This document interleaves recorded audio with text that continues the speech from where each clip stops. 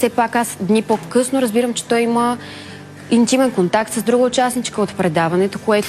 Това вече са пълни глупости. Нека да не навлизаме в тази стилистика, защото ние... Ти дори си призна пред мен.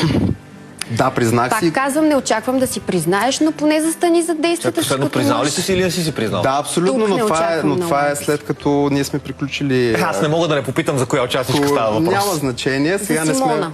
За Симона? Да.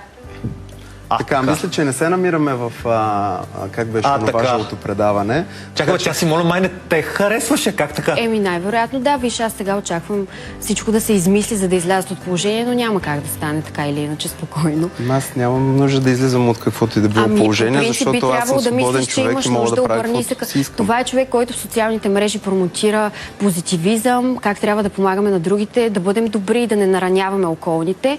Очевидно, обаче, това е доста голямо лицемерие от негова страна, защото аз такова нещо не съм видяла. Не може да казваш на един човек, че си влюбен в него и 2 дни, 3 по-късно да направиш нещо подобно по принцип. А това с Симона кога се случи? То трябва да е... Не, това с Симона, дали е с Симона или дали не е с Симона, не смятам да го коментирам по национален ефир. Вече го казахме, така че то се дъжд качулка, да.